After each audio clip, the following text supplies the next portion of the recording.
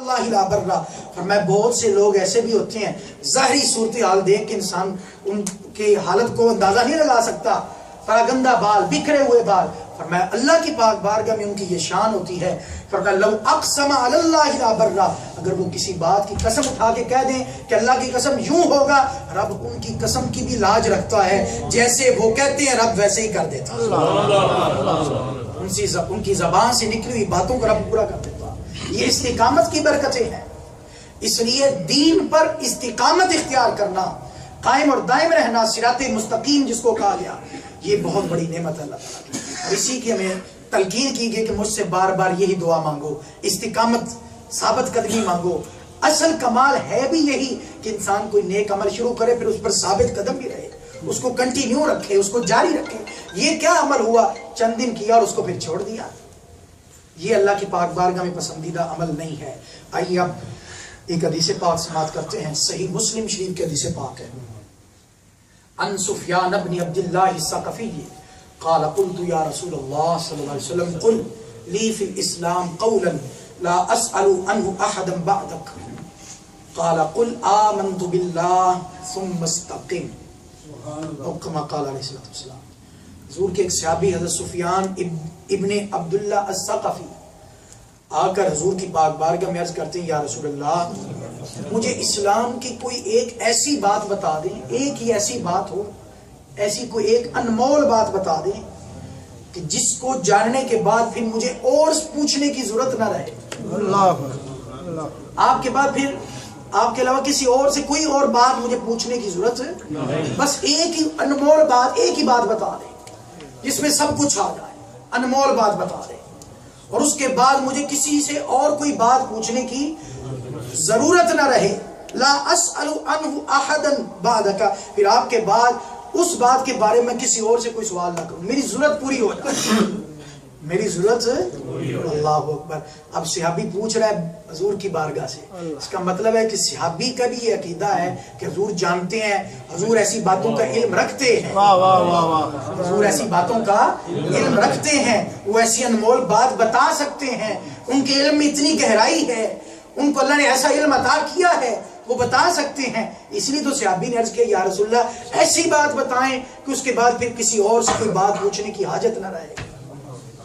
حضور نے فرمایا اچھا پھر سن، حضور نے فرمایا قل آمنت باللہ، میں وہ بات یہ ہے کہ تو یہ کہہ کہ میں اللہ پر ایمان لے آیا،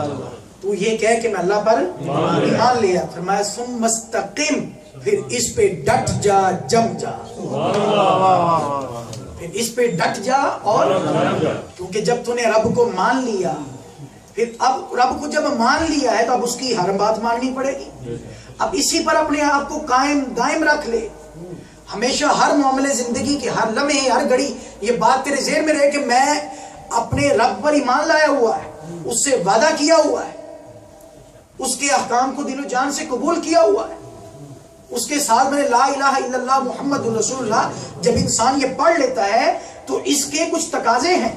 کچھ ڈیمانڈز ہے۔ یہ آمنت باللہ کا مطلب کیا ہے؟ کلمہ پڑھ لینا۔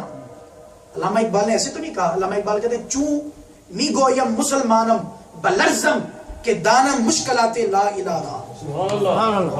جب میں یہ کہتا ہوں چوں می گویم مسلمانم، کہتے ہیں جب میں یہ کہتا ہوں نا کہ میں مسلمان ہوں تو کہتے ہیں بلرزم، میں کانپ جاتا ہوں،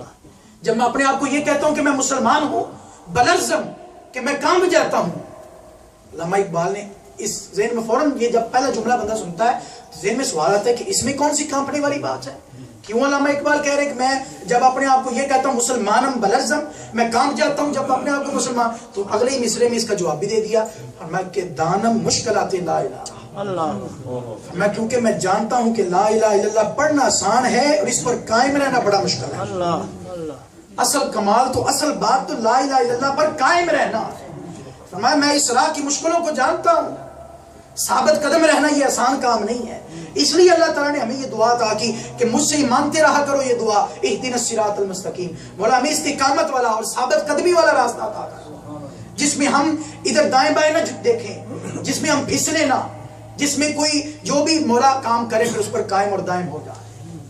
تو وہی آقا علیہ الصلوۃ والسلام نے فرمایا اے میرے صحابی یہ جو تو نے سوال کیا ہے اگر تو اپنی سوال کو پورا کرنا چاہتا ہے، اگر یہ اپنی خواہش کو پورا کرنا چاہتا ہے تو پھر ایک ہی بات سن، وہ بات یہ ہے کہ تم نے جب کلمہ پڑھ لیا نا لا الہ الا اللہ محمد رسول اللہ ثم استقم،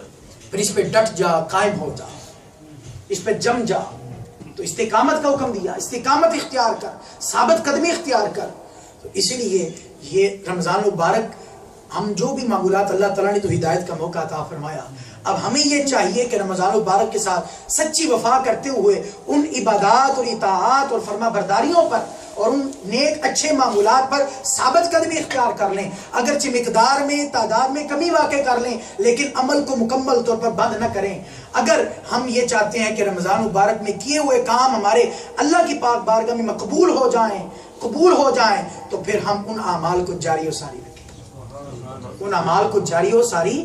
قلیل مقدار میں کیوں نہ ہو، کیونکہ حدیث پاک میں فرمایا اللہ کو عمل بندے کا وہی پسند ہے جو ہمیشہ والا ہو، اگرچہ وہ تھوڑا ہی کیوں نہ ہو، اگرچہ وہ تھوڑا ہی کیوں نہ ہو. اور اسی طرح قرآن پاک میں اللہ تعالیٰ نے سورۃ النحل کے اندر فرمایا وَلَا تَكُونُوا كَالَّتِي نَقَضَتْ غَزْلَهَا، یہ آیت ہمارے لیے بہت سبق آموز آیت ہے. فرمایا وَلَا تَكُونُوا كَالَّتِي نَقَضَتْ غَزْلَهَا، فرمایا اس عورت کی طرح نہ ہو جاؤ، اس عورت کی طرح جو سارا دن سوت بناتی ہے، چرخے پر سوت بناتی ہے، ٹھیک ہے، اٹیاں بناتی ہے، دھاگے بناتی ہے مسلسل روئی کے ساتھ، اور جب وہ سوت پورا بنا لیتی ہے اور شام کو پھر اسی کو جو ہے ریزہ ریزہ کر دیتی ہے، اس کو ہی توڑ دیتی ہے، اس کو بکھیر دیتی ہے.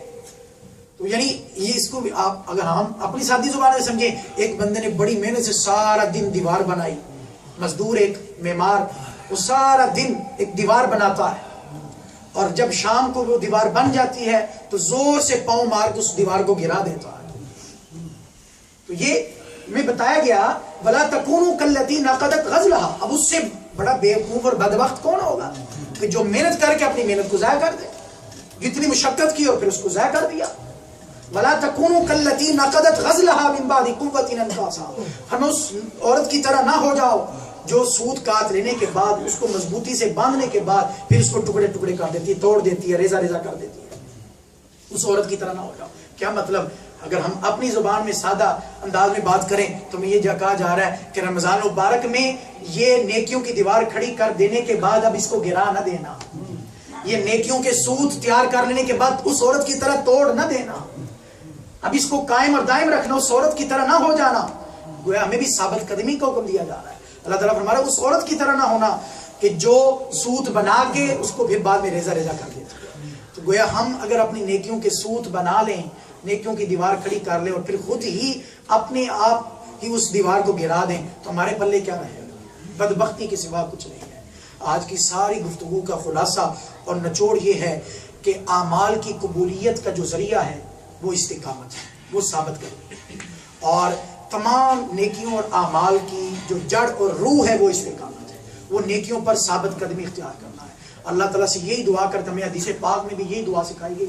یا مقلب القلوب ثبت قلبی علی دینک، اے دلوں کو پھیرنے والے ہمارے دل کو اپنے دین پر، اپنی اطاعت پر، اپنی فرما برداری پر، اپنی محبت پر ثابت قدم رکھ. اور قرآن میں بھی ہمیں یہی دعا سکھائی گئی، اور ہر نمازی اپنی ہر نماز میں یہی دعا مانگتا ہے، اہدنا الصراط المستقیم، مولا میں ثابت قدمی والا راستہ اختیار کر. ان ساری چیزوں کو پیش نظر رکھتے ہوئے ہمیں، میں نے اور آپ نے سب نے مل کر ہم نے اپنی یہ اصلاح کرنی ہے کہ رمضان المبارک میں اللہ نے توفیق عطا فرمائی،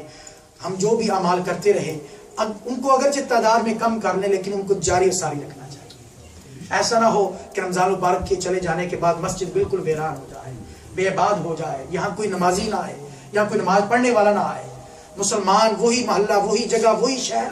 مسجد بھی وہی، اذان بھی اسی ٹائم پہ، سب کچھ اسی طرح معمول سے چل رہا ہے. بدلاؤ آیا تو صرف ہم میں آیا کہ ہم نے مسجد کا راستہ چھوڑ دیا. جتنا ہو سکے انسان کو، ہر ایک کو چاہیے کہ مسجد سے کچھ نہ کچھ تعلق قائم رہنا چاہیے.